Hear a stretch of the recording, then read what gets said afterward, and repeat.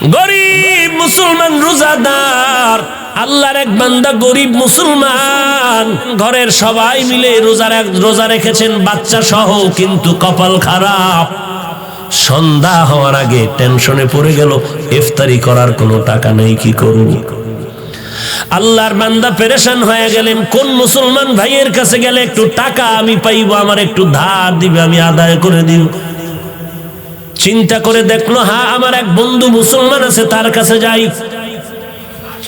গরিব মুসলমান রোজাদার মুসলমান ধনীর বাড়ি গিয়া কয়, ও আল্লাহর বান্দা, আমি বড় গরিব মানুষ, আমি এক গ্লাস পানি দিয়ে স্ত্রী সহ ইফতার করতে পারবো, কিন্তু আমার সন্তানেরা রোজাদার, ওদের মুখের সামনে দিতে না পারলে কলিজায় বড় আঘাত। তো কি হইছে? বলে, আমারে কিছু টাকা যদি আপনি ধার দেন, আমি ইফতারির আয়োজন করব, আমাকে একটু সময় দিলে আমি আপনার টাকা আবার পরে আদায় করে দিব। আল্লাহর বান্দা অহংকারী মুসলমান বলে, যাও, তোমাকে একটা টাকাও দেওয়া হবে না। দূর করে দিলেন গালি দিয়ে। মুসলমান বিদায় বেলা চোখের পানি ছেড়ে কান্না করে করে রাস্তা দিয়ে বাড়ি যায় আর বলে, আল্লাহ, তুমি এমন গরিব বানাইছো, আজ আমি বাচ্চার সামনে কেমন করে হাসি মুখ দেখাও?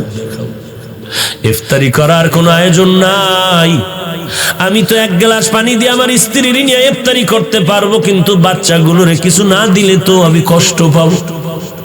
আল্লাহর বান্দা চোখের পানি ছেড়ে কান্না করে আর বাড়ির দিকে আগায়। হঠাৎ করে একটা বিধর্মীর সাথে মোলাকাত হয়ে গেল। বিধর্মী ভাই ডাক দিয়া কয়, মুসলমান ভাই কেন কাঁদো? বলে, তুমি শুনে লাভ? বলে, হ্যাঁ বলো। বলে, এই হালাত আমার মুসলমান ভাই টাকা দেয় নাই। দেয় নাই তো ভালো, কিন্তু গালাগালি করে ধমক দিয়া কত বাজে কথা বলে তারাই দিয়েছে। বিধর্মী আল্লাহর বান্দা বলে, যদি মনে কোনো কষ্ট না নাও, আমি তোমার ইফতারির টাকা দিব, পারলে তুমি আমাকে দিয়া দিও, না পারলে কোনো দাবি নেই, যাও তুমি টাকা নিয়ে যাও। লোকটা চিন্তায় পড়ে গেল, আমি কি করব? কিন্তু নিরুপায় হইয়া যখন বিধর্মী রিকোয়েস্টে টাকা নিয়ে ইফতারির আয়োজন করলো, সন্ধ্যাবেলা ইফতারির সময় বাচ্চাদের নিয়ে মোনাজাত করলো, হে আল্লাহ, আমি কি দোয়া করবো এই বিধর্মীর জন্য? মুসলমান তো টাকা দিল না, বিধর্মীর জন্য আমি কি দোয়া করব? তবে এতটুকু করি, হে আল্লাহ, তুমি দয়ার নজরে, আমি তো বেঈমানি করতে পারি না, যে উপকার করলো তার তো শুকর আদায় করতে হবে।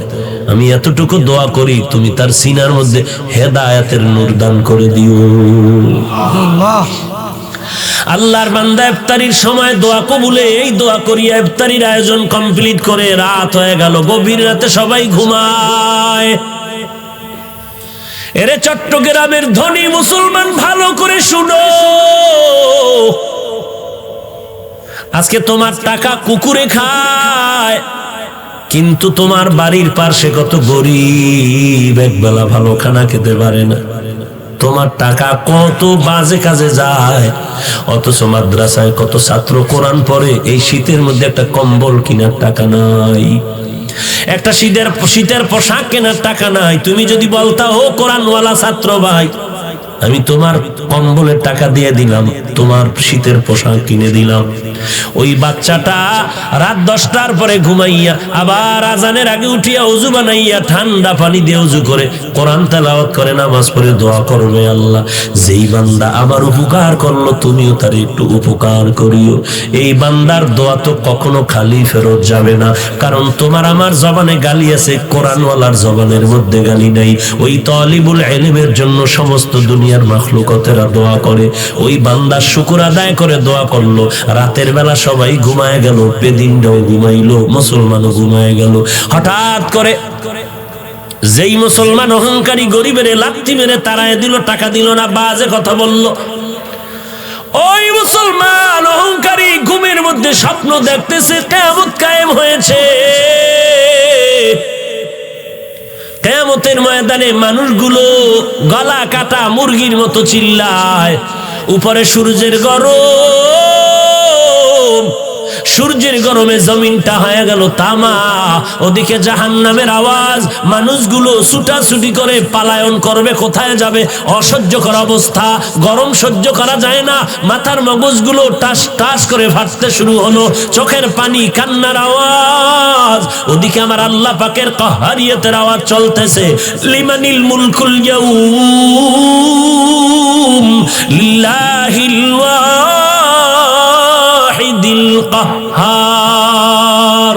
হাসরের ময়দানটা যেন থরথর করে কাঁপতেছে। ওই মুসলমান বলে, আমি স্বপ্ন দেখিয়া দৌড়াইতেছি, কই একটু আমি আশ্রয় পাই, সূর্যের গরম সহ্য করতে পারি না। হঠাৎ করে তাকায় দেখলাম হাসরের মাঠের এক কিনারে একটা সুন্দর স্বর্ণের বিল্ডিং দেখা যায়। আমি দৌড়াইয়া চলে গেলাম বিল্ডিং এর মধ্যে একটু আশ্রয় নেওয়ার জন্য। গিয়ে দেখলাম তালা লাগানো, দারোয়ান ফেরেশতা বসে আছে। বললাম, ওরে দারোয়ান, একটু দরজাটা খুলিয়া দে, এই হাসরের কষ্ট সহ্য করতে পারি না। দারোয়ান ডাক দিয়া কয়, এটা তোমার জন্য বানানো হয় নাই। বলে, এই তালার চাবি কে পাইবে? বলে, দুনিয়াতে যারা গরিবের সাহায্য করেছে তাদেরকে আল্লাহই চাবি দিবে। মুসলমান অহংকারীটা ঘুম ভেঙ্গে হতাশ হয়ে গেল। দেখলাম কি হলো, কি দৌড়াইয়া গরিব মুসলমানের বাড়িতে হাজির। মুসলমানের গিয়ে কয়, মাফ করে দে, কত টাকা চাও? বলে, এখন আর হবে না, 1 টাকাও চাই না, টাকা লাগবে না। বলে, গতকাল ইফতারির কেমনে আয়োজন হয়েছে? বলে, শুনে কি লাভ হবে? বলে, বলো। বলে, আমার এলাকার পাশে এক বিধর্মী আমার ইফতারির আয়োজনের টাকা দিয়েছে। বলে, টাকাটা তুমি ফিরায় দাও। বলে, আমি পারবো না, সে টাকা নিবে না বলেও আওয়াজ দিয়েছে। মুসলমান পাগলের মতো দৌড়াইয়া বিধর্মীর বাড়ি চলে গেল। অহংকারী বিধর্মীরে গিয়া কয়, ভাই, গতকাল তুমি নাকি মুসলমানের ইফতারির টাকা দিয়েছো, নাও, তোমার টাকা বাড়ায় যা চাও আমি দিতে রাজি। বলে, কারণটা কি? আমি এখন টাকা নিব না, নেওয়ার জন্য আমি তো উদ্গ্রীব হই নাই, আমি টাকা নিতেও চাই না, পারলে দিবে, না পারলে নাই। বলে, নাও। বলে, না, এত পাগল হয়েছো, এই পাগলটা যদি কালকে হইতি কপাল খুলতো। এখন বিল্ডিং দেইখা পাগল হয়েছো, এখন আর ওই বিল্ডিং তোমার কপালে আর নাই। মুসলমান আরো আশ্চর্য হয়ে গেল। বিল্ডিং দেখলাম আমি, বিধর্মী কেমনে ঘরের মধ্যে খবর পাইলো হাসরের মাঠে? এই বিধর্মী ভাই, কেমন করে খবর পেয়েছ? বিধর্মী ডাক দিয়া কয়, আর আমারে বিধর্মী কয়া ধাক্কা দিস না রে মুমিন রে। এই মুমিন ভাই, আমি রাতের বেলা যখন ঘুমায় গেছি, ওই ইফতারির আয়োজন করিয়া আমি দিলটা বড় খুশি হয়ে গেছে। জানি না সে আমার জন্য কি দোয়া করেছে।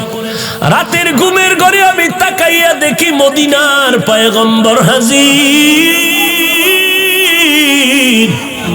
মায়ার নবী এসে আমার সামনে এসে আমার হাতটা ধরে কয়, আর ঘুমাইয়া থাকিস না, ও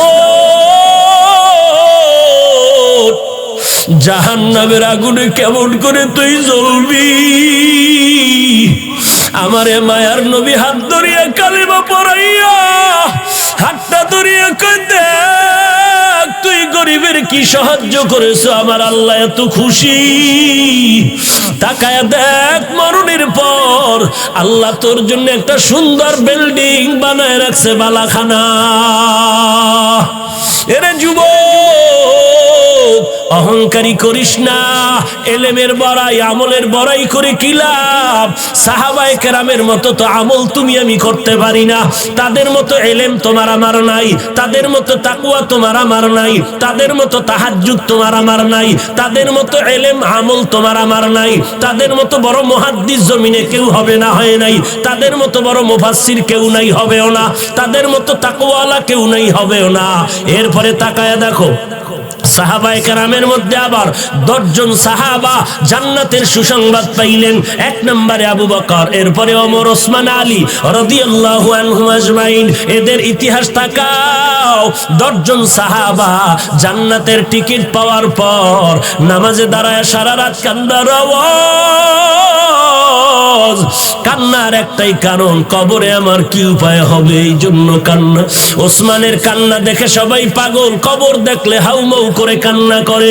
কারণ সাদা কাপড়ের মধ্যে যখন তোমাকে আমাকে ঢুকাইয়া দেওয়া হবে, সাদা কাপড়ের বাসিন্দা যখন হয়ে যাব, কে পীর, কে মুরিদ, কে শিক্ষক, কে ছাত্র, কে ইমাম, কে মুক্তাদি, কোনো ভেদাভেদ নাই। কারণ আমার কপালেও লেখা নাই আমি শিক্ষক। কে আলেম, কে মুহাদ্দিস, কে মুফতি সাহেব, সাদা কাপড়ের মধ্যে লেখা থাকবে না। জানাজার কোয়ালিটি শেষ করিয়া ওই খাটিয়া কাঁদি নিয়ে যখন কবরের মধ্যে শুয়াইয়া বিদায় হয়ে যাবে, সবার কাছে দুইজন ফেরেশতা তিনটা প্রশ্ন নিয়ে হাজির হয়ে যাবে। রবের পরিচয় দাও, ধর্মের পরিচয় দাও, রহমাতুল লিল আলামিনের পরিচয় দাও। কাউকে জিজ্ঞাসা করে না করা হবে না তুমি কোন দলে ছিল, তুমি কোন পীরের মুরিদ হয়েছিল বলো, তুমি কোন মাদ্রাসার ছাত্র হয়েছিল বলো, তুমি কোন রঙের টুপি পরেছো বলো। এগুলো কোনো প্রশ্ন করা হবে না। তিনটা প্রশ্ন, রবের পরিচয় দাও, ধর্মের পরিচয় দাও, রহমাতুল লিল আলামিনের পরিচয় দাও। তারাই কবরে গিয়া জবাব দিতে পারবে। যারা দুনিয়াতে রবের গোলামির রশিটা গলায় লাগাইছে, এরা কবরে গিয়া বলবে রব্বি আল্লাহ, আমার একমাত্র রব হলেন আমার আল্লাহ। আমি আল্লাহকে বেজার করে কোনো কাজ আমি করি নাই, আমি আল্লাহর রাজির বাইরে কোনো দিন কি দিন আল ইসলাম, আমার ধর্ম একমাত্র ইসলাম, ইসলাম ছাড়া কোন ধর্মের চিন্তাও অন্তরে আনি নাই। এরপরে আমার মায়ার নবীকে দেখায় বলবে চিনো, হ্যাঁ ইনি তো আমার সেই মায়ার নবী, যেই নবীকে দেখার কত কান্না করেছি, দেখার জন্য পারি নাই। আলেম ওলামাদের মহব্বতে নবীর আদর্শের টুপি পরেছি, দাড়িটা লম্বা করেছি, মাদ্রাসায় লেখাপড়া করেছি। কত মানুষ কত বাজে কথা বলেছে, মাদ্রাসায় পড়ে লাভ নাই, টুপি পরে লাভ নাই, এরপরও ফালাই নাই। ওই নবী তো আমার আপন।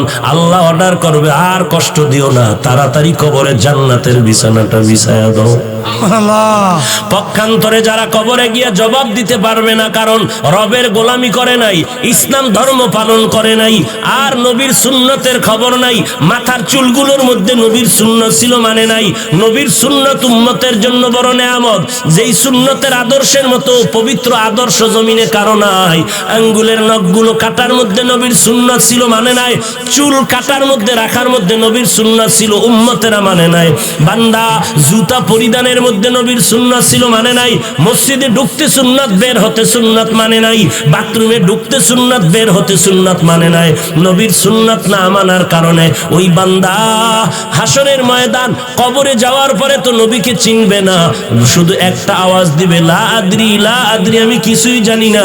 আল্লাহ তাআলা কুদরতি আওয়াজ দিয়ে বলবে, এরে ফেরেশতা, আর বান্দারে সুযোগ দিয়া লাভ নাই, এই বান্দারে আমি দুনিয়াতে কম সুযোগ দেই নাই। আমার দেওয়া পানি, আমার দেওয়া বাতাস, আমার দেওয়া সূর্যের আলো, চাঁদের আলো, সব নিয়ামতগুলো ভোগ করার পর আলেম ওলামাদের কথা তো মানেই নাই, বরং আলেমেরে গালাগালি করেছে, আর বলেছে ওলামায়ে কেরামের কথা মতো চলবো না। ওলামায়ে কেরাম যদি নামাজের কথা বলছে, বলে নামাজ পড়বো না, দেখি কার শক্তি আছে নামাজ পড়াবে। আমার ওয়ারাসাতুল আম্বিয়া নবীর ওয়ারিসদের বিরোধিতা করেছে, আমি আল্লাহ এখন আর সুযোগ দিব না। ও ফেরেশতা, তাড়াতাড়ি কবরের মধ্যে জাহান্নামের আগুন বিছানা বিছায়া দাও, জাহান্নামের সাথে একটা রাস্তা বানায়া দাও। আল্লাহ গোসা নিয়ে বলবে, রে কবরের মাটি, এই নাফরমানের দুই পার্শ্ব থেকে জোরে জোরে চাপ দাও, চাপের কারণে পাঁজরের হাড়গুলো চুরমার হয়ে যাবে। এরে আল্লাহর বান্দা, বালিশে মাথা লাগাই 1 মিনিট চিন্তা করো, সমস্ত আল্লাহওয়ালারা এত বেশি আমল করিয়াও কান্না বন্ধ করেন নাই, সাহাবায়ে কেরাম কান্না বন্ধ করেন নাই। আমার নবী, যার কোনো গুনাহ নাই, সারা রাত নামাজে কান্না করেন আর কাটায় দেন। আজকে তুমি কিভাবে ভাবলা যে কান্না লাগবে না? আল্লাহ বলেন বেশি বেশি কান্না করো, নবী বলেন এক ফোঁটা চোখের পানির দাম কত? 70 বছর পর্যন্ত অন্যায় করেছো, এক ফোঁটা চোখের পানি যদি ফেলতে পারো, তোর জীবনের 70 বছর গুনাহগুলো আল্লাহ মাফ করে দিবে। এরে নবীর উম্মতের দল, ও যুবক, আমি বলি না তুমি নবীর তরিকা মেনে স্কুল ছেড়ে দাও, চাকরি ছেড়ে দাও, না না, স্কুলে থাকো, খবরদার বের হবা না, ওখানে লেখাপড়া করে ডাক্তার, ডক্টর, ইঞ্জিনিয়ার হও, আমাদের দেশের জন্য বড় গৌরব। তবে তাকায় দেখো ডানে বামে তোমার আমার মতো কত বান্দা ডাক্তারি করে নামাজ বাদ দেয় না। বান্দা তাকায় দেখো স্কুল কলেজে লেখাপড়া করে নামাজ বাদ দেয় না। তোমার বিবেকরে জিজ্ঞাসা করো তুমি কেন পারবা না রে বাবা? নবীর সুন্নতের মালাটা গলায় রাখতে পারবা না কেন? চট্টগ্রাম বিশ্ববিদ্যালয়ের দিকে নজর করে দেখো, এমনও কত ছাত্র আছে মাথায় টুপি আর পাগড়ি, লম্বা দাড়ি, লম্বা জামা পরিয়া ক্লাস করে, আছে না নাই? রিকশার ড্রাইভার ড্রাইভারি করে, আজান হলো মসজিদে গিয়ে নামাজ আদায় করতেছে। এরে আল্লাহর বান্দা, তোমার আমার মতো যুবক কত টাকার মালিক, 1 টাকাও হারাম খায় না, নামাজ বাদ দেয় না, তুমি কেন পারবা না রে বাবা? আল্লাহর কাছে তওবা করো। কয়দিন আর যৌবনের বাহাদুরি করবা? কয়দিন আর?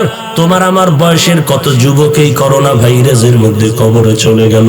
তোমার আমার বয়সের থেকে কম বয়সের যুবকও কবরে চলে গেল। কয়দিন আর বাহাদুরি করবা? আল্লাহর কোরআনটা কি মিথ্যা মনে করেছো? ওলামায়ে কেরামের কথা কি মিথ্যা মনে করেছো রে বাবা? যদি মিথ্যা হইতো সাহাবায়ে কেরাম জীবনটা দিয়ে কান্না করতেন না, আল্লাহর নবী এত কষ্ট করতেন না, আউলিয়ায়ে কেরাম এত কষ্ট করে জীবনটারে কাটাইতেন না। এখনো সময় আছে, দলাদলি ছেড়ে দাও, একমাত্র আল্লাহওয়ালাদের সাথে সম্পর্ক লাগাও। কোন আল্লাহওয়ালা? যাদের বয়ান শুনলে আমল, মোহাব্বত বাড়বে, আমল হবে, যাদের বয়ানে চোখের পানি আসবে, দিলটা নরম হবে। আল্লাহর কাছে কান্না করো, তৌফিক চাও, হে আল্লাহ জীবন চলে যাবে, আর কোনোদিন নামাজ ছাড়বো না, বেপরদায় চলবো না, ওলামায়ে কেরামের বিরোধিতা করবো না, লেখবো না, জবানে কিছু বলবো না, নবীর তরিকার বাহিরে চলবো না, সহিভাবে কোরআন শিখবো, 5 বেলার নামাজ আদায় করবো, মা বাবার খেদমত করে দোয়া নিব, নবীর তরিকা মতে চলবো, কোনোদিন দেশের বিরুদ্ধে, জাতির বিরুদ্ধে কোনো ষড়যন্ত্রে লিপ্ত হব না। ও আল্লাহ, তুমি আমাদের সবাইকে তওবা করার তৌফিক দান করে দাও, আমাদের তওবার উপরে মজবুত হয়ে চলার মতো তৌফিক দান করে দাও, আমিন। আলহামদুলিল্লাহি রাব্বিল আলামিন, ওয়াসসালাতু ওয়াসসালামু আলা সাইয়্যিদিল আম্বিয়া ওয়াল মুরসালিন ওয়া আলা আলিহি ওয়া আসহাবিহি আজমাইন, ইয়া আরহামার রাহিমিন, ইয়া আরহামার রাহিমিন, ইয়া আরহামার রাহিমিন, রব্বিরহামহুমা কামা রব্বায়ানি সগীরা, রব্বিরহামহুমা কামা রব্বায়ানি সগীরা। আল্লাহুম্মা ইন্নাকা আফুউন তুহিব্বুল আফওয়া ফাআফু আন্নি। আল্লাহুম্মা ইন্না নাউযু বিকা মিনাল বারাসি ওয়াল জুনুনি ওয়াল জুযামি ওয়া মিন সাইয়্যিল আসকাম। আল্লাহুম্মা ইন্না নাউযু বিকা মিনাল বারাসি ওয়াল জুনুনি ওয়াল জুযামি ওয়া মিন সাইয়্যিল আসকাম। اللهم إنا نعوذ بك من سخطك والنار.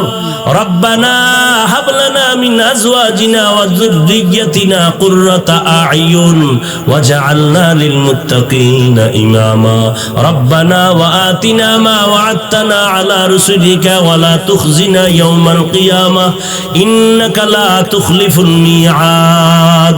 ربنا لا تزغ قلوبنا بعد إذ هديتنا وهب لنا من لدنك رحمة إنك أنت الوهاب. ربنا آتنا في الدنيا حسنة وفي الآخرة حسنة وقنا عذاب النار. ওদায়ার মালিক, এই শানের সালাত সম্মেলনে 2 দিন ব্যাপী প্রোগ্রামের শেষ, কত উলামায়ে কেরাম হাত তুলেছেন, মুরব্বী হাজী সাহেবরা হাত তুলেছেন, আয় আল্লাহ কত ব্যবসায়ী, কত চাকরিজীবী, কত যুবক ভাই, ছাত্র ভাইরা হাত তুলেছেন, পর্দার আড়ালের কত মা বোনেরা যেন হাত তুলেছেন রে আল্লাহ। আমরা সবাই এসেছিলাম দুনিয়াতে কত পবিত্র অবস্থায়, শয়তানের ধোকায় পড়ে গুনাহ করে জীবনটারে নষ্ট করে ফেলেছে।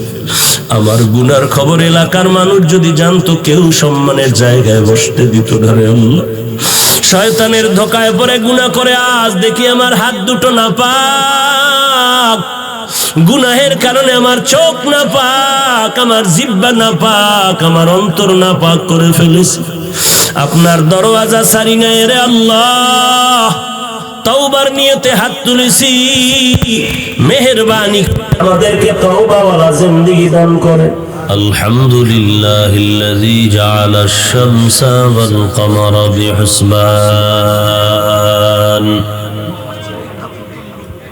One Nazma wash শাজারা ইয়াসজুদান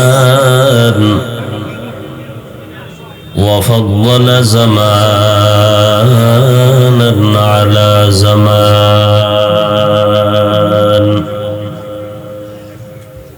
كما فضل مكانا على مكان وإنسانا على إنسان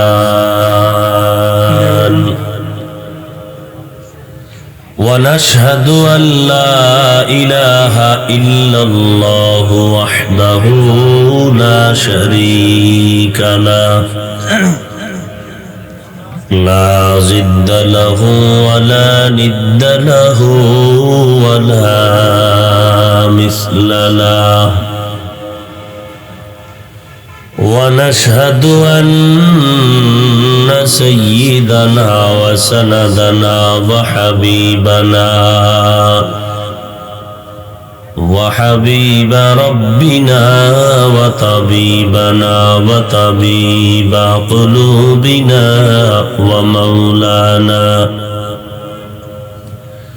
ومولانا محمدا عبده ورسوله صلى الله تعالى عليه وعلى آله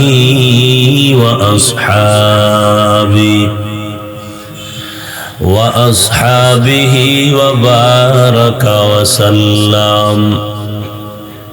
وبارك وسلم تسليما كثيرا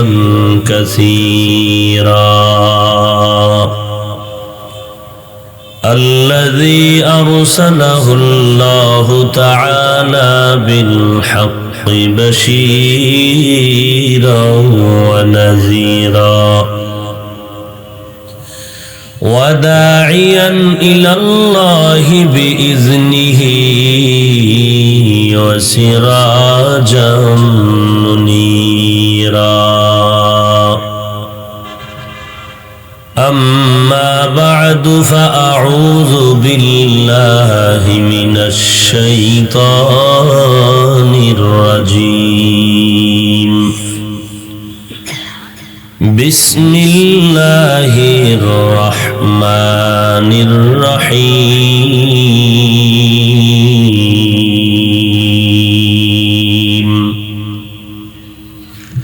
لئن شكرتم لأزيدنكم ولئن كفرتم إن عذابي لشديد.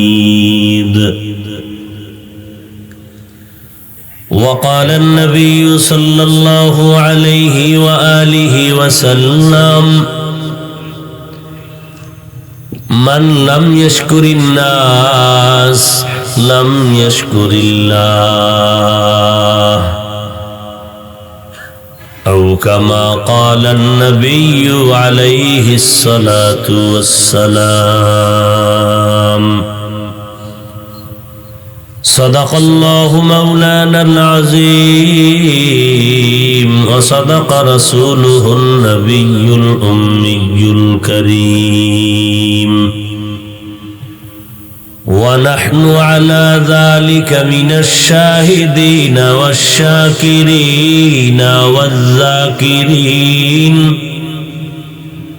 والحمد لله رب العالمين. اللهم صل على محمد النبي الأمي وعلى آله وسلم تسليما. سبحانك لا علم لنا إلا ما علمتنا إنك أنت العليم الحكيم رب اشرح لي صدري ويسر لي أمري واحلل عقدة من لساني يفقه قولي الحمد لمن قدر خيرا وخبالا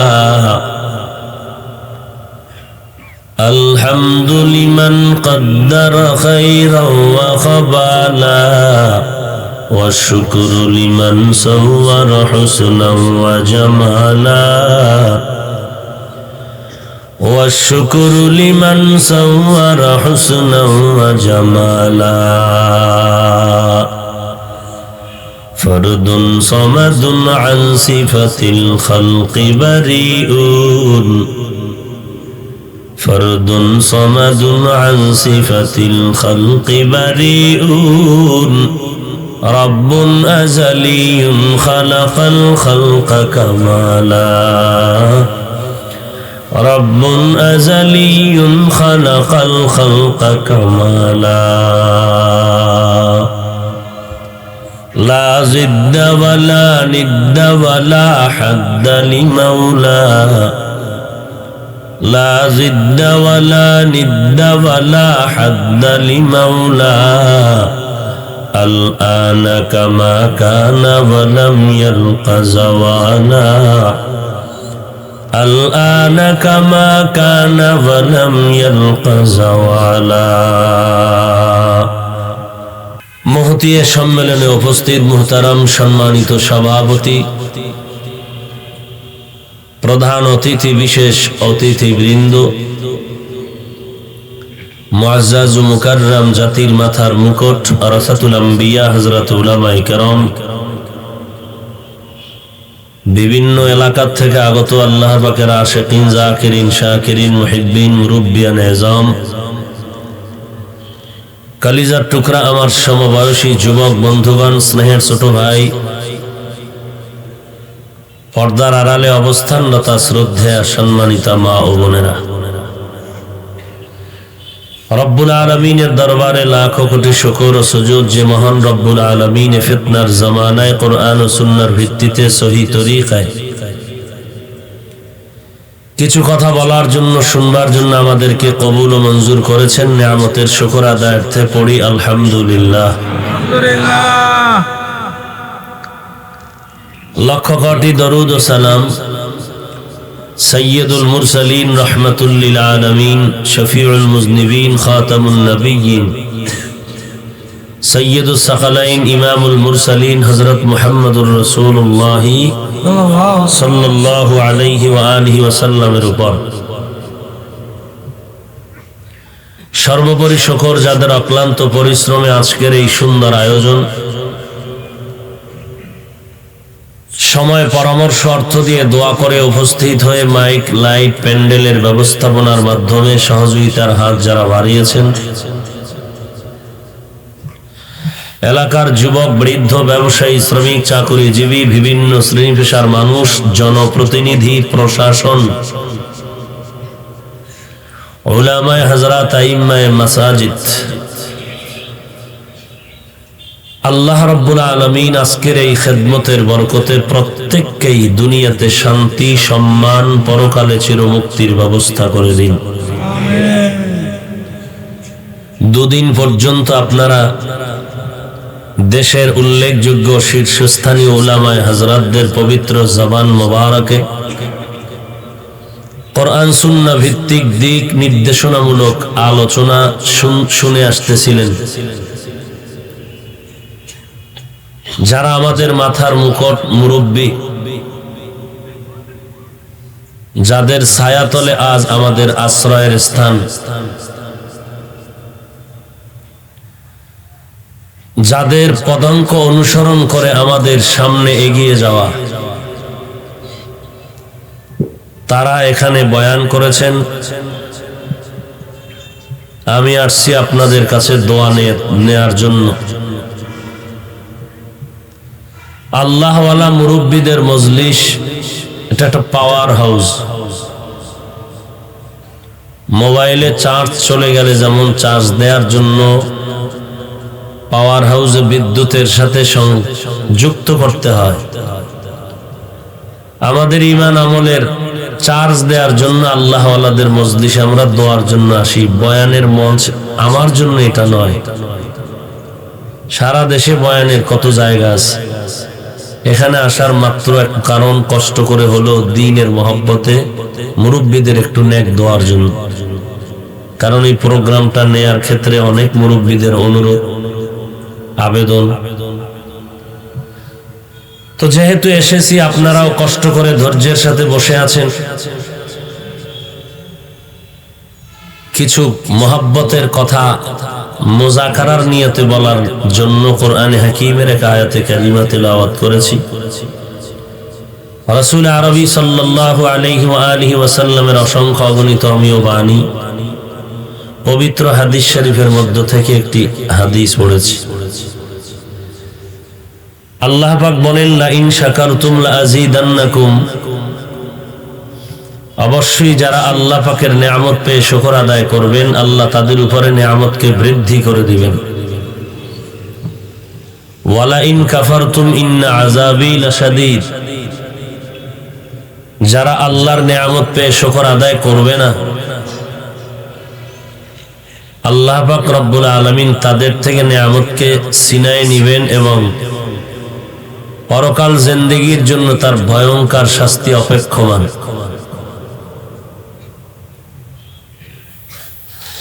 রাসূল আরবী সাল্লাল্লাহু আলাইহি ওয়া আলিহি ওয়াসাল্লাম ইরশাদ করেন, যারা মানুষের কৃতজ্ঞতা প্রকাশ করতে পারে না, গুণগান গাইতে পারে না, মানুষকে কোলে টানতে পারে না, মানুষকে আপন করে নিতে পারে না, সে আল্লাহকেও আপন করে নিতে পারে না, আল্লাহর গুণগান গাইতে পারে না।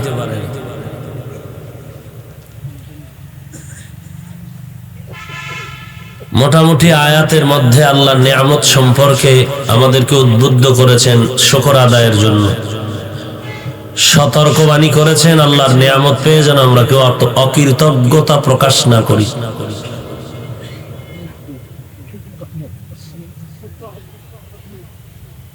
লম্বা চওড়া কথা নয়, সংক্ষিপ্ত কথা। আপনারা কষ্ট করে আসছেন সওয়াবের আশায়, এটাই বাস্তবতা, এটাই হওয়া উচিত। অন্য কোন নিয়ত থাকলে এর ফলাফল দিলের উপরে আল্লাহ দিবেন। জবানের কথার উপরে বিচার হবে না, হবে অন্তরের উপরে। মানুষের অন্তরের কি হালত, মুখ থেকে একটা বান্দা একটা কথা বলেছে, কিন্তু তার দিলের মধ্যে ওই নিয়ত নাই ওই কথা বলার প্রতি।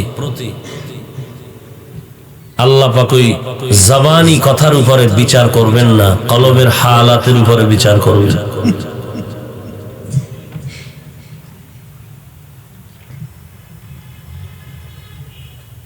সহিহ মুসলিম শরীফের মধ্যে একটি ঘটনা আছে। আল্লাহ পাক রাসূলকে বলেন,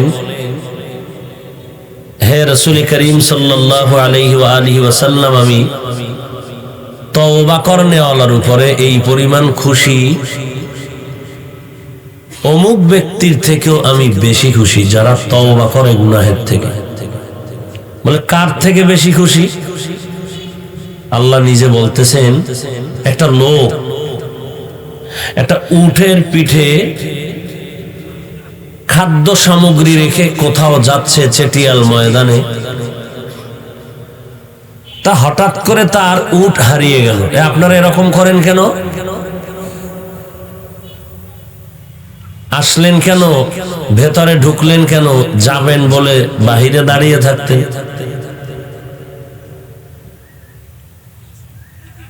আমি তো এখানে নতুন আসি নাই, আর আমি বয়ান কি করি তাও আপনারা জানেন। এলেম আমল কিছুই নাই, আল্লাহওয়ালা মুরব্বীদের একটু নেক দোয়া, এই পুঁজি নিয়েই চলতেছি। বাস্তব যেটা, আপনারা বিশ্বাস করেন আর না করেন, আমি মুরব্বী মানার 100% পরিপূর্ণতা নিয়ে আমি বিশ্বাস নিয়ে চলি। কারণ জঙ্গলের মধ্যে যেই প্রাণী একা একা চলে, এর উপরে হামলা হয়। জামাতে পাল নিয়ে যেই প্রাণীগুলো চলে, এর উপরে অন্যর হামলা করতে ভয় পায়। মুরগি তার বাচ্চাগুলো যখন ডানার ভেতরে আবৃত করে রাখে, তখন নিরাপদে থাকে। দুই একটা বাচ্চা চালাক হয়ে যখন বের হয়ে যায়, এর উপরেই আসমান থেকে, আকাশ থেকে চিল আক্রমণ করে। অতএব আমরা আহলে হক মুরব্বীদের ব্যানারে চলি। এই ব্যানারের বাহিরে আমরা চলার চিন্তাও করি না। এটাই আমাদের সফলতার মূল চাবি, এটাই আমাদের বয়ানের মূল থিম। যারা মুরব্বী মানে না তারা আহলে বাতিল, এটাই আমাদের আহলে সুন্নাত ওয়াল জামাতের স্লোগান। যারা পীর মানে না, তাবলীগ মানে না, শায়েখ মানে না, আল্লাহওয়ালা মানে না, উলামা আহলে হক মানে না, তারা আহলে বাতিল। এই স্লোগান দিয়ে আমরা মুরব্বীর মাথা হাতে চলি। মুরব্বীরা যদি বলেন এখন চুপ, সাইলেন্ট হয়ে থাকতে হবে, চুপ। কেন প্রশ্ন করা কোন আদবওয়ালা মানুষের কাম্য নয়। কারণ মুরব্বী তো এমনই, আমরাও আবেগে দৌড়াই না, আমাদের মুরব্বীরাও আবেগে ভিন্ন পথে আমাদেরকে প্রবাহিত করেন না। অতএব আমাদের বিশ্বাসের ঘরে কোনো ঘাটতি নাই। আবার যদি সমস্ত মুরব্বী হাটহাজারী মাদ্রাসার জুনায়েদ বাবু নগরী দামাত বারাকাতুহুম সহ উলামায়ে হযরত, ঢাকার যাত্রাবাড়ি মাদ্রাসার স্বনামধন্য মহাপরিচালক, কওমি মাদ্রাসা শিক্ষা বোর্ডের চেয়ারম্যান, চরমনের হযরত, এরকম যারা আমাদের মুরব্বী আছেন, তারা যদি বলেন আমাদের সকলের সম্মিলিত সিদ্ধান্ত কালকেই ময়দানে ঈমানের আওয়াজ নিয়ে ঝাঁপিয়ে পড়তে হবে, কালকেই, একদিন পর হবে না ইনশাআল্লাহ।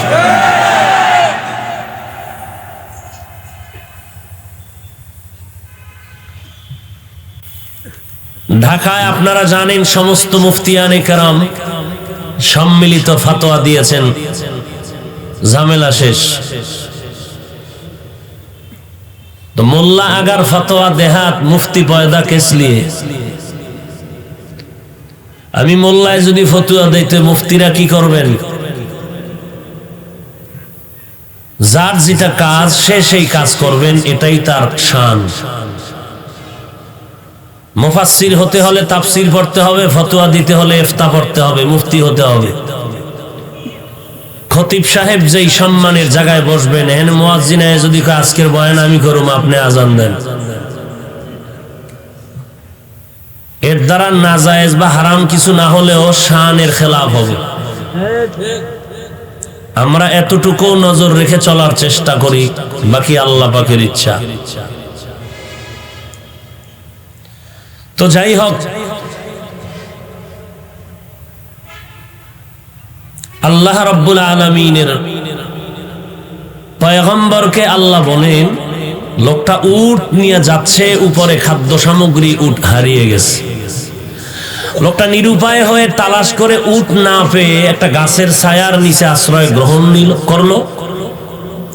তন্দ্রাচ্ছন্ন হঠাৎ করে দেখে, চোখ খুলে হারানো উট তার সামনে হাজির। সহিহ মুসলিম শরীফের কথা, তাওবার বয়ান। নবীজি বলেন, আল্লাহ বলেন, নবী এই লোকটা উট পাইয়া কি খুশি? বলে সীমাহীন খুশি। বলে কেমন খুশি জানেন? খুশি হইয়া বান্দা আবেগে কি কয়? আল্লাহুম্মা আনতা রাব্বি, আনতা আবদি ওয়া আনা রাব্বুক। ও আল্লাহ, তুমি আমার গোলাম, আমি তোমার রব। মুসলিম শরীফ তো মানার বাইরে কেউ নাই, কারণ হাদিস নিয়ে যত কিলাকিলি করুক, বুখারী মুসলিম সবাই মানে। ওই বান্দা খুশি হয়ে বলেন আল্লাহুম্মা আনতা আবদি ওয়া আনা রাব্বুক, তুমি আমার গোলাম, আমি আল্লাহ, আমি তোমার রব। নবী খুব খুশি মনে বলছে। এটা তার মুখের কথা, কলিজার কথা না, দিলের কথা না। ফলাফল দিলের উপরে হবে। যদি জবানের কথার উপরে হয় তো ফলাফল সে কাফের। ঠিক একই ফতোয়া মানসুর হাল্লাজের ব্যাপারে। আনাল হক যদি তার জবানের কথা না হয়, দিলের হয় তো কাফের। কিন্তু তার কথাটা মারেফতি লাইনে, মুশাহাদার লাইনে, জবানের আওয়াজ, ওয়াজদের আওয়াজ, আশেখানা স্লোগান। আল্লাহ বুঝার তৌফিক দান করেন। পৃথিবীর শ্রেষ্ঠ একজন বুজুর্গ শামসে তাবরিজি রহমাতুল্লাহ আলাইহি, যার রুহানি পাওয়ার পেয়ে জালালউদ্দিন রুমি হয়েছেন। খুতবা খুদ কামিল না শুধু মাওলায়ে রুম, তা গোলামে শামসে তাবরিজি না শুধু।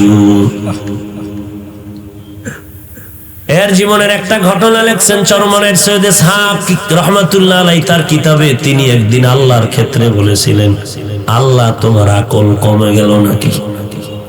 কোন একটা ক্ষেত্রে বলেছিলেন। তো এই কথা বলনে শামসে তাবরিজি কাফের। এই ঘটনা নকল করছেন সৈয়দ ইসহাক চরমনাই, এও কাফের। এমন এক যুগে আসলাম যে এমন এক অগ্নি পরীক্ষা এই জমিনে আমাদের জীবনে চলতেছে যে মানুষ মানুষকে হেফাজতের চিন্তা না করে মানুষ মানুষকে বেইজ্জতির প্রতিযোগিতায় লিপ্ত হয়ে আছে। গজবের মোবাইল হাতে, ফেসবুক নিয়ে ব্যস্ত, লেখাপড়া পরীক্ষার খবর নাই, শুধু খেলাধুলা করে ফেসবুকে। কার বিরুদ্ধে 2 কলম লেখা যায়, লিখতে পারলেই কলিজা এমন খুশি হয়, 1000 টাকা দিলেই পরিমাণ খুশি হয় না। এই হলো আমাদের হালত। এজন্য আমি বলি, বেয়াদবি মাপছে এখানে সব আমার মুরব্বী, যে আজকের আমাদের আহলে হক উলামায়ে কেরামের মাঝে দূরত্ব সৃষ্টি করার যত মাধ্যম আছে এর মধ্যে গজবের ফেসবুক হলো আসল। একটা ছাত্র শারহে বেকায়া পড়ে, কাফিয়া পড়ে, হেদায়েতুন নাহু পড়ে, স্কুল কলেজের ছেলেটা মাত্র 10 ক্লাসে পড়ে। আলিয়ায় পড়লে, দাখিলে পড়ে, সে যদি চরমনাইরে গালি দেয়, হাটহাজারীর হুজুরের গালি দেয়, হেফাজতকে গালি দেয়, কওমি মাদ্রাসার বিরুদ্ধে লেখে, এই ছেলেটার জীবনটা নষ্ট হওয়ার জন্য আর কি দরকার? এই ছেলেটার জীবন নষ্ট হওয়ার জন্য আর কি প্রয়োজন আছে বলেন? আমি মনে করি না যে আর কিছু প্রয়োজন আছে। কারণ কোন বুজুর্গ বলেছেন, প্রত্যেকটা জিনিসের সৌন্দর্য আছে, মানুষের সৌন্দর্য হলো আদব। লিকুল্লি শাইইন জিনাতুন ফিল ওয়ারা ওয়া জিনাতুল মারই তামামিল আদাবি আজ খুদা খা হি মে তৌফিক আদব বে আদব মাহরুম গাশত আজ ফজলে রা। এজন্যই তো মদিনার নবী বলেন, আল্লামানি রব্বি ফাআহসানা তালিমি, আদাবানি রব্বি ফাআহসানা তাদিবি। আল্লাহ আমাকে ইলম দান করেছেন, শিক্ষা দিয়েছেন। আল্লাহর দেওয়া শিক্ষা দেওয়া কত ইলম, কতই না সুন্দর। আল্লাহ আমাকে আদব শিক্ষা দিয়েছেন, আল্লাহর শিক্ষা দেওয়া আদবটা কতই না সুন্দর। আজ আমি মুহাম্মদের আদবওয়ালা আদর্শের কারণে বেঈমানেরা আমার সাথে তর্ক করে না, আমার হাঁটার হালাতটা দেখে পর্যন্ত বেঈমান পাগল হয়ে যায়। আমার বসার আদব দেখে কত বেঈমান নরম হয়ে যায়। আমি মুহাম্মদের চাহনি দেখলো মানুষের দিলের মধ্যে আকর্ষণ সৃষ্টি হয়। আমি মুহাম্মদের ব্যবহারের দ্বারা দুশমন পর্যন্ত পাগল পাড়া হয়ে যায়। কারণ আমি মুহাম্মদকে আদব শিক্ষা দিয়েছেন আমার আল্লাহ। আনা বুইস্তু মুআল্লিমা, আমি গোটা জগতের শিক্ষক হয়ে প্রেরিত হয়েছি। এরে নবীর উম্মতের দল, আল্লাহ বলেন যারা আমার নিয়ামত পেয়ে শুকর আদায় করবা আমি নিয়ামত আরো বাড়ায় দিব। যদি বান্দা নিয়ামত পেয়ে অহংকারী করো, শুকর আদায় না করো, নিয়ামত ছিনায় নিব। পরকাল জিন্দেগি তোমার জন্য ভয়ঙ্কর শাস্তি অপেক্ষমান। আল্লাহ তাআলা দুনিয়ার মধ্যে যা কিছু সৃষ্টি করেছেন সবগুলো নিয়ামত। এর মধ্যে আমরা মানুষ আল্লাহর কাছে বড় দামি নিয়ামত। ওয়ালাকাদ কাররামনা বানি আদম ওয়া হামালনাহুম ফিল বাররি ওয়াল বাহরি ওয়া রাযাকনাহুম মিনাত তাইয়্যিবাত ওয়া ফাদ্দালনাহুম আলা কাসীরিম মিম্মান খালাকনা তাফদীলা। বনি আদম জাতি বড় শ্রেষ্ঠ জাতি। এই মানুষ আল্লাহ আমাকে বানিয়েছেন বড় নিয়ামত। আমি কোনদিন বলি না আল্লাহ তুমি আমাকে মানুষ বানাও। আদমের আওলাদ হতে পেরে আজ আমি ধন্য হয়ে গেলাম। আল্লাহ আমাকে মানুষ না বানায় যদি ভিন্ন কোনো প্রাণী বানাইতেন কিছু করার ছিল না রে মুমিন। আল্লাহ দয়ার নজরে আমাকে চাওয়া ছাড়াই মানুষ বানানোর পরে আজ তাকায় দেখি কত বেঈমান, কত হিন্দু, কত ইহুদি, কত খ্রিস্টান, কত বৌদ্ধ মুসলমানের ব্যানারে এসে কালেমা পড়ে।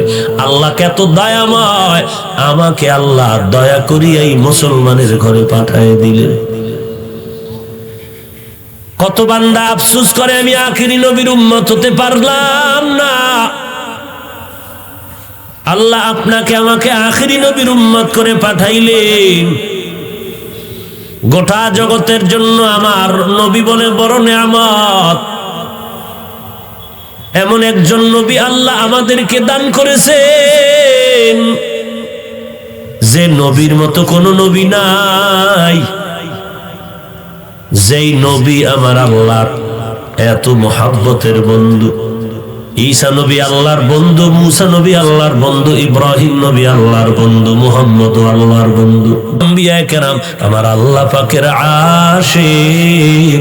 আর আমার আল্লাহ বলেন আমি আল্লাহ নিজেই আমি মুহাম্মদের আশিক। আল্লাহ जहाँ तक रबूबियत खुदा का वहाँ तक नबूवत मुस्तफा का।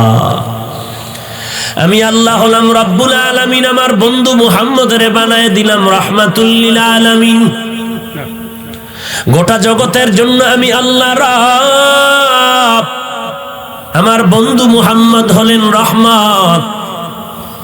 এরে বান্দা আমি আল্লাহ তোমাকে এত পরিমাণ নিয়ামত দান করলাম। ইন তাউদ্দু নি'মাতাল্লাহি লা তুহসুহা, গণনা করেও বান্দা তুমি নিয়ামত শেষ করতে পারবা না। আল্লাহ আমাকে মানুষ বানাইছেন, সব আমার আল্লাহর দেওয়া, আমার কিছুই নেই। আসলে আমি চাপার জোরে বলি সব আমার। আমার বাড়ি, আমার গাড়ি, আমার টাকা, আমার পয়সা, আমার কণ্ঠ, আমার বয়ান, আমার ভক্তবৃন্দ, এগুলো কিচ্ছু না, সব আমার আল্লাহর দেওয়া।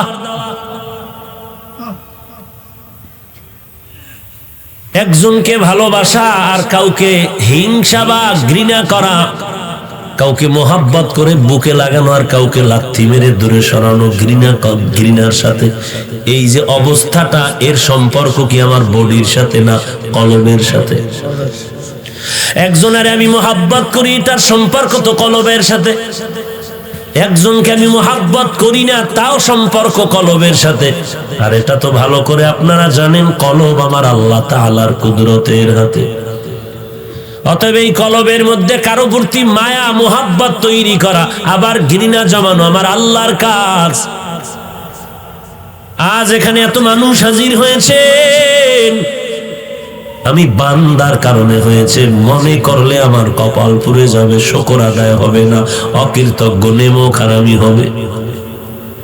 এরে নবীর উম্মতের দল, এখানে মানুষগুলো কেন আসছেন?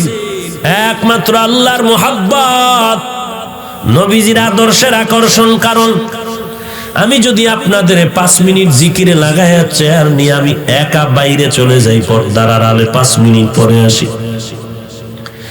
5 মিনিট পরে এসে আমি কণ্ঠ বাজায় টান দিলাম বয়ানের, 5 মিনিট পরে এসে যখন টান দিব দেখবো ময়দানে মাইকওয়ালা ছাড়া কেউ থাকতে চাইবে না। কি হইল 5 মিনিটে? ঝামেলা কি হইল? ঝামেলা হয়ে গেল। আমার মাথার মধ্যে মদিনার আদর্শের টুপি ছিল, আমি ফালায় ক্যাপ লাগায় দিছি। আমার বডির গলার মধ্যে মদিনার পাগড়ি ছিল, ফালায় দিয়া বেঈমানের টাই লাগাইছি। আমার বডির মধ্যে মদিনার পোশাক আমি ফালায় দিয়া শার্ট প্যান্ট পরেছি। আমি বান্দা আগের মতোই ঠিক আছি, কণ্ঠ ঠিক আছে, টানে খালি বাড়ায় দিলাম। এরপরও কেন মানুষ থাকবে না? কারণ কি? যারা প্যান্ট শার্ট টাইয়ের গোলাম হইয়া জমিনের মধ্যে বাহাদুরি করে তারাও বলবে, বুঝলাম না হাফিজ ভাইয়ের উপরে না জানি কোন গজব শুরু হয়ে গেল। ওরে বাবা, কারণটা কি জানো? একমাত্র কারণ হলো আমার বয়ানও ঠিক আছে, টানও ঠিক আছে, কণ্ঠ ঠিক আছে, এরপরেও কেন মানুষ চলে যাবে, থাকবে না? একমাত্র কারণ হলো এটা আমার ব্যক্তিগত কোনো ক্রেডিট না, এর পেছনে আছে মদিনার নবীর আদর্শের আকর্ষণ।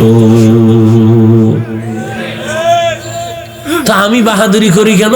আমার কণ্ঠ কত সুন্দর। ওরে কণ্ঠ কি আমার বাবায় দিছে না আল্লাহ দিছে? তা বাহাদুরি কি আছে? আবার হিংসা করি, দূর একটা কণ্ঠ আছে। তা তুমি আল্লাহর দেওয়া নেয়ামতকে তুমি বৃদ্ধাঙ্গুলি দেখাইলা, কণ্ঠকে দিছেন তা তুমি দূর কইয়া বললা এটা কণ্ঠ হইল। আর কণ্ঠ ছাড়া আছে কি? আল্লাহ যা দিছে তুমি আর কি দিতে চাও? কণ্ঠ ছাড়া আছে কি? আল্লাহ দিছে কি? সূরা কাউসার, ইন্না আতাইনাকাল কাউসার, এই সূরার তাফসীরের মধ্যে মুফাসসিরিনে কেরাম লিখেছেন সমস্ত আম্বিয়া কেরামের কণ্ঠ ছিল সুন্দর। এর মধ্যে আবার দাউদ আলাইহিস সালামের কণ্ঠ আরো সুন্দর। আমার মায়ার নবীর কণ্ঠ বড় সুন্দর। আবার শরীয়তের মাসআলার মধ্যে যখন 5 জন আলেম এক জায়গায় জমা হবে, নামাজের সময় হবে, ইমামতি করবে, কে ইমাম হবে? কয় যে বেশি আলেম ইলমওয়ালা তারে দাও। কয় সবাই তো আলেম। কয় তাহলে যার মধ্যে আমল বেশি তারে দাও। কয় সবাই তো আমল করে। যার মধ্যে তাকওয়া বেশি সবাই তারে দাও। কয় তাকওয়া সবার মধ্যে আছে। ফাইনাল ফয়সালা দে, যার কণ্ঠ বড় সুন্দর তারে ইমামতির মুসাল্লায় পাঠায় দাও। ওই বান্দা কোরআনের তেলাওয়াত করবে, তিনিও চোখের পানি ঝরবে আর উম্মতের চোখের পানি পড়বে। ওই বান্দা চেহারাটা অনেক সুন্দর, বলে এটা একটা চেহারা হইল নাকি? এই চেহারা দিয়া বড়াই করো কেন? বান্দা তুমি চেহারা তো আল্লাহ দিছে, তুমি কেন হিংসা করো? তুমি বান্দার চেহারারে হিংসা করো না, আমার মাওলার নেয়ামতের বিরুদ্ধে আঙ্গুলি দেখাইছো। কত বান্দা ফকির থেকে ধনী হয়ে কষ্ট করে করে কাজ করে ধনী হলো, বিল্ডিং করলো। আবার এক বান্দা বাবার টাকার পুঁজি খাটাইয়া ফকির হয়ে গেল, টাকা পয়সা শেষ। তো ধনী বানাইছেন আল্লাহ, গরিব বানাইছেন আল্লাহ। তুমি যদি বান্দা হিংসা করো, ধনী হইল কেন? মূলত তুমি পরোক্ষভাবে আমার আল্লাহর নিয়ামতকে অস্বীকার করেছো। কারণ টাকা দেওয়ার মালিক আল্লাহ, ধনী বানানোর মালিক আল্লাহ, ইজ্জত দেওয়ার মালিক আল্লাহ। আল্লাহর নিয়ামতের শুকর আদায় করো, লাযিদান্নাকুম, আমি আরো বাড়ায় দিব। এই জমিনের মধ্যে মানুষের সব থেকে বড় নিয়ামত হলো দ্বীনের হেদায়েত। এই জন্যই তো প্রত্যেক নামাজের প্রত্যেক রাকাতেই তো আমরা পড়ি ইহদিনাস সিরাতাল মুস্তাকিম। আয় আল্লাহ, আমরা জান্নাতে সহজভাবে যেতে চাই, পথ দেখাও। সিরাতাল্লাযীনা আন'আমতা আলাইহিম, যাদেরকে তুমি হেদায়েতের নিয়ামত দিয়া পরিপূর্ণ করে দিয়ে কাছে টেনেছো, তাদের পথ দেখাও। তারা কারা? ওমান ইউতিল্লাহ ওয়ার রাসূল ফাউলাইকা মাআল্লাযীনা আন'আমা আল্লাহু আলাইহিম মিনান নাবিয়্যিন ওয়াস সিদ্দীকিন ওয়াশ শুহাদাই ওয়াস সালিহিন ওয়া হাসুনা উলাইকা রাফিকা। নবীগণ, সিদ্দিকগণ, শহীদগণ, সালেহগণ উম্মতের জন্য বড় নিয়ামত। আমি জাহান্নামের পথে চলতেছিলাম, ওলামায়ে কেরাম আমারে টান মারিয়া জান্নাতের পথে নিয়ে আসছে। ওলামায়ে কেরাম উম্মতের জন্য বড় নেয়ামত, উলামায়ে আহলে হক উম্মতের নেয়ামত, আম্বিয়ায়ে কেরাম উম্মতের জন্য নেয়ামত, সাহাবায়ে কেরাম উম্মতের জন্য নেয়ামত, শুহাদায়ে কেরাম উম্মতের জন্য দুনিয়াতেও নেয়ামত, কিয়ামতের দিনও নেয়ামত। কারণ আম্বিয়ায়ে কেরাম সুপারিশ করে উম্মতের জান্নাতে নিবেন, উলামায়ে কেরাম শুহাদায়ে কেরাম কিয়ামতের ময়দানে কঠিন সময় উম্মতের মুহাব্বতে মায়া করে আল্লাহর অর্ডারে সুপারিশ করে জান্নাতে নিয়ে যাবেন। এই উলামায়ে কেরামের অনুসরণে বান্দা জীবনটা গড়াও। ও যুবক, তোমার জীবনের হায়াতটা বড় নেয়ামত, হায়াতের মধ্যে যৌবন কালটা বড় নেয়ামত। অবহেলায় কাটাইও না রে বাবা। তুমি লেখাপড়া করে বাংলাদেশের ডিসি হও, আসসালামু আলাইকুম কলিজা দিয়া দোয়া করি তোমার জন্য, তুমি এসপি হয়ে যাও। স্কুল কলেজে পড়ে তুমি চট্টগ্রামের, ঢাকা, বাংলাদেশের সুনামধন্য একজন ডাক্তার হয়ে যাও, কলিজা ভরে দোয়া করি। কিন্তু বাবা, এই দোয়া নিয়ে তুমি যদি সুনাম সুখ্যাতির সাথে জীবনটা কাটাইতে চাও, আল্লাহর নিয়ামতের শুকর আদায় কর, সময়টারে নষ্ট করিস না রে বাবা। এই দুইটা চোখ দিয়া আমার আল্লাহর নিয়ামত দেখবি আর শুকর আদায় করবি। খবরদার এই চোখগুলো গুনাহের কাজে ব্যয় করবি না রে বাবা। এই জমিনে কত আল্লাহর বান্দা আছে, দুইটা চোখ নাই, পাওয়ার নাই। আল্লাহ যদি তোমারে আমারে চোখ না দিতেন, কেমন করে মোবাইলে নাচ গান দেখতে রে যুবকের দল। আজকে যদি কানের শ্রবণ শক্তি বন্ধ হয়ে যাইতো, কেমন করে মোবাইলের গানের আওয়াজ কানে লাগাইতে রে বাবা। আজকে যদি আল্লাহ হাত একটা না দিতেন আর একটা দিতেন, হাত দুইটা যদি আল্লাহ না করুন বাঁকা হইতো, কেমন করিয়া তুই আলেমের বিরুদ্ধে ফেসবুকে লিখতি? কারো কোনো ফতুয়া লাগবে না, তোর আম্মা জানের থেকে ফতুয়া নে আগামীকাল। আম্মা জান, আমার কপালের মাঝখানে একটা চুমা দাও। কেন? বলে আমি প্রায় এক সপ্তাহ পর্যন্ত আল্লাহওয়ালা ওলামায়ে কেরামের বিরুদ্ধে লিখতেছি ফেসবুকে, চুমা দাও। কারণ এত বড় একটা আকাম করছি, তুমি চুমা না দিলে তো কাজা আদায় হবে না। বলো মা, আমি এমন একটা কাজ করেছি, তুমি তো দোয়া করলে আমার কারো দোয়া লাগবে না, এ জমিনে আমার কারো দোয়ার দরকার নাই মা, তুমি দোয়া যদি করো আমি সফল। তবে মা শুনো, আমি এই কাজগুলো করেছি, যখন দেখি তাবলীগের বিরোধিতা করিয়াও ময়দানে খেলা মজা পাই না, তখন আমি চরমোনাই ধরলাম, সেখানেও এক সপ্তাহ দিয়া লেখা দিয়াও মজা পাইলাম না। এরপরে ঢুকলাম হাটহাজারি, মজা নাই। আবার ঢাকায় ঢুকলাম, দেখি মজা নাই। এইভাবে করে করে দিন রাত চলে যায় আমার, লেখাপড়ার খবর নাই। পরীক্ষার সময় একটু ঠেকায় দায়সারা হয়ে পড়ি, আবার নকল ছাড়া পাস করতে পারি না। আমার জীবনের এখন আপন হয়ে গেল এই মোবাইলের লেখালেখি। আম্মা জান, তুমি বলো কি পরামর্শ দিবা? তুমি যদি বলো ঠিক আছে, আমার আর কেউ ফিরাতে পারবে না, কোন পীর আমাকে ধ্বংস করতে পারবে না, তুমি মা দোয়া করো। আমার দিলের তামান্না, ধারণা, মা যদি আল্লাহ না করুক চূড়ান্ত খারাপও হয়, কোন মা বলবে না তুই মানুষের বরদোয়া নিয়ে জমিনের মধ্যে বেঁচে থাকবি। তোর কাজ না রে বাবা, তুই ডাক্তার হবি, ইঞ্জিনিয়ার হবি, একজন সাংবাদিক হবি, একজন ইঞ্জিনিয়ার, একজন এসপিডিসি মন্ত্রী হবি। জীবনে যা করবি আমি চাই তোর জীবনের উপরে আদর্শের যেন কোনো কালি না থাকে। তুই মানুষের দোয়া নিয়ে থাক, আমি মায়ের, এটাই হলো আশীর্বাদের আওয়াজ। লাভ কি বলেন? মানুষ তো লাভের জন্য কাজ করে। আল্লাহ আপনি আমাদেরকে হেদায়েত দান করেন। আমিন। অহংকারী করিও না রে ভাই। কিসের অহংকারী করো? এই জমিনে বড় বড় অহংকার, কোথায় গেল তাদের ইতিহাস? টাকা পয়সার ক্ষমতার পাওয়ারের অহংকারী দেখাইয়া নমরুদে টিকতে পারে নাই, ফেরাউন হামান সাদ্দাত টিকতে পারলো না। এমন ঘৃণিত হলো, সারা দুনিয়াতে আজকে কোনো বেঈমানেও তার নাম নেয় না। যদি বলি মাসে 1 লাখ টাকা দিব, মিস্টার ফেরাউন নাম রাখ, রাজি হবে নাকি কোনো বেঈমান? বাঙালি মুসলমান হইতেও পারে, ভয় লাগে, কারণ এই লকডাউনের মধ্যে 1 লাখ টাকা তো কম না।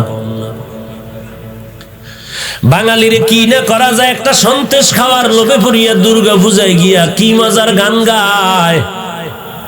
গান গায় গায় ধর্ম যার যার উৎসব সভা, এমন গান গাইছে যে বিবাহ যার যার, বউ থাকবে সবার। কি ঠিক? একটা গজব, বুঝলো না বুঝলো ফট করে ঠিক কি বউ সবার। এরে নবীর উম্মতের দল, এই যে ফেরাউনের ঘৃণিত, অথচ টাকা পয়সার অভাব নাই, ফকির থেকে ধনী হয়েছিল ফেরাউন, আজকে জমিন পর্যন্ত তার লাশ গ্রহণ করে না। কি হলো? তার টাকা। অথচ যার টাকা দিনের পথে চলে, এটা বড় নেয়ামতের শুকর আদায় হয়ে গেল। ওরে সন্তান, তোমার জীবনে তোমার আব্বা আম্মা নেয়ামত, মা বাবার জন্য নেককার সন্তান নেয়ামত। কত আব্বাজান কান্না করে করে কত মাজারে ঢুকলো আর ঘুরলো আর তাবিজ আর তেল ভরা নিল, একটা সন্তান পাইল না। আল্লাহ আমাদের যাদের সন্তান দান করেছেন আমাদের জন্য বড় নেয়ামত। এই সন্তানের নেয়ামতের শুকর আদায় করো রে বাবা। কেমনে করবা? মদিনার পয়গম্বর বলেন, ক্বালান নবী সাল্লাল্লাহু আলাইহি ওয়া আলিহি ওয়াসাল্লাম, মান ওয়ালিদা লাহু ওয়ালাদুন ফালইউহসিন ইসমাহু ওয়া আদাবাহু ফাইযা বালাগা ফালইউযাওবিজহু ফাইন বালাগা ওয়া লাম ইউযাওবিজহু ফাআসাবা ইসমান ফাইন্নামা ইসমুহু আলা আবিহি। সন্তান যখন ভূমিষ্ঠ হয়, দুনিয়াতে আসে, ও সন্তানের মা বাবার ডান কানে আজান দাও, বাম কানে কামড় দাও। কত বড় বেঈমান আর ইহুদি চক্রান্ত! মুসলমানের আজানের ইমানের আওয়াজ যেন কানে ঢুকাইতে না পারে, হসপিটালের মধ্যে আম্মা জানের নিয়ে এমন ভয় দেখায় দিছে, তোমার পেট না কাইটা বাচ্চা বের করার কোনো উপায় নাই। ওখানে গিয়ে সিজারে বাচ্চা প্রসব করানো হয়। ইসলামী হসপিটাল নামের হসপিটালটার মধ্যেও আজানের মুয়াজ্জিন নাই। আছে কোন হসপিটালে? বলেন বলেন। ইহুদি বেঈমানের চক্রান্ত 100 বছর আগের কাজে লাগাইছে 100 বছর পর। না, এমন এক গজবের মোবাইল হাতে তুলে দিছে, আমি হুজুরের জীবন শেষ, ইবাদতের ঘরে আগুন লাগছে। হুজুরে তো গান শুনবে না, নাচ দেখবে না, ঢোলের বাড়ি শুনবে না, তো হুজুরের ইবাদতের মধ্যে আগুন কেমনে লাগানো যায়? কয় হুজুরেরা তো কোরআন হাদিস পড়ে, ইতিহাস জানে। এদের জন্য ইবাদতের থেকে মনটা দূরে রাখার জন্য একটা ইউসুফ জুলাইখার নাটক রেডি কর। ইউসুফ জুলাইখার নাটক রেডি কইরা হুজুর বয়ে বয়ে গালে হাত দিয়া পাঞ্চা বায় চা টানে, আর সুন্দর করে ইউসুফ জুলাইখার সুন্দর নাটক দেখে। কি হুজুর কি দেখেন? বলে কি আশ্চর্য কিছু না, নাচ নাই, গান নাই, ঢোল নাই, হারমোনিয়াম একতারা কিচ্ছু নাই। আরে ইউসুফ নবীর ঘটনা আপনি জানেন না? কোরআনে আছে। সেই নাটক দেখতেছি বসে বসে। নাটক দেখতে দেখতে সীমানার শেষ যখন চলে যাবে, হঠাৎ করে জানালা দিয়া তাকায়া দেখে মসজিদের জামাত শেষ হয়ে অক্ত শেষের দিকে। ইহুদিরা কামিয়াব হয়ে গেল যে হুজুরের ইবাদতের মধ্যে আগুন লাগায়া দিলাম। সাধারণ মানুষের তো খবর নাই, পাগড়ি মাথায় দেয়, তাহাজ্জুদ পড়ে, এরপরও কসম খায় মোবাইল নাই, এরপরও জুতার সিফার মধ্যে মোবাইল পাওয়া যায়। কারণ এটা এমন আপন, আমার লেখাপড়া আপন না। এই মোবাইলের কারণে কত সন্তান মায়ের গালি দিছে, মা কইছে চালাস না, মায়ের গালি দিছে। শিক্ষক বলছে মোবাইল চালাবি না, ওই ছাত্র শিক্ষকের পারে না, হাত উঠায় বরদোয়া করে। এই মোবাইলের কারণে চোখ শেষ, হার্ট দুর্বল, ব্রেন দুর্বল, আমার বুকটা ব্যথা করে, চোখ ব্যথা করে, মাথা ব্যথা করে, চেহারার লাবণ্যতা দিন দিন নষ্ট হয়ে যাচ্ছে। লেখাপড়ার তো খবর নাই, কেমন যেন বেয়াদব বেয়াদব ভাব ভেতরে এসে গেল। আল্লাহ আপনি আমাদেরকে মাফ করে দেন। আমিন। নিয়ামতের শুকর আদায় কর হে যুবক, যৌবনটারে নিয়ামত মনে করে কাজে লাগাও। ও আল্লাহর গোলাম, জীবনটারে বিনষ্ট করো না রে বাবা। আল্লাহর নিয়ামতের শুকর আদায় করো। দ্বীনের হেদায়েত বড় নিয়ামত। আল্লাহ নিয়ামত বাড়ায় দিবেন শুকর আদায় করলে, তার মানে বান্দা তোমাকে দ্বীনের উপরে ইস্তেকামাত করে দিবেন, যেন তুমি লাইনচ্যুত হয়ে না যাও। আল্লাহ কুদরতের হাত দিয়ে তোমাকে হেফাজত করবেন। দ্বিতীয়ত, দুনিয়াতে তুমি মুরব্বির হাতটা ধরে রাখবা। তুমি যদি লাইনচ্যুত হয়ে যাও, পেছন দিয়ে তোমার আলেম তাকওয়াওয়ালা টান দিয়ে তোমাকে ধরে রাখবেন, যেন জাহান্নামের দিকে যেতে না পারো। অহংকারী অন্তর থেকে দূর করে দাও। আমার এলেম, আমার আমল, আমার সব, আমার কিছুই না। আমি আমি আমার যা বলি, আমি চিন্তা করে দেখলাম, বললে এতটুকু বলা যাবে, আমার অস্তিত্ব একটা নাপাক পানির থেকে। এই নাপাক পানির বড়াই করা যাবে, কিন্তু এর পরের থেকে আমার কিছু নাই। আমার মাওলা ফেরেশতা দিয়া এই নাপাক পানিটারে ফেরেশতার কাজে লাগায় 40 দিন রক্ত গোশত হাত দিয়ে একটা মানুষ বানাইলেন, মায়ের গর্ভে রূপদান করলেন। আমার এখানে দেওয়ার কিছু নেই, আমার কৃতিত্ব নাই, কিছুই নাই, সব আমার আল্লাহর দেওয়া নেয়ামত। এই নেয়ামত, এরে আল্লাহর বান্দা, যারা একটা নেককারিনী স্ত্রী পাইছেন, আপনার কাছে নেককারিনী স্ত্রী বড় নেয়ামত। আম্মা জানেরা, ভালো একজন নামাজি স্বামী যদি পেয়ে থাকেন, স্বামী আপনার জন্য বড় নেয়ামত। শুকর আদায় করবেন। কেমন করে আদায় করবেন? স্বামীর মাল হেফাজত করবেন, স্বামীর জন্য দোয়া করবেন, স্বামীর ইজ্জত হেফাজতের জন্য চেষ্টা করবেন, আর সন্তানগুলোরে আদর্শওয়ালা বানাবেন। কারণ একটা মায়ের যথেষ্ট পরিমাণ অবদান থাকে সন্তান মানুষ গড়ার পেছনে। অবহেলা করলে কিন্তু কপালে আগুন লেগে যাবে রে ভাই।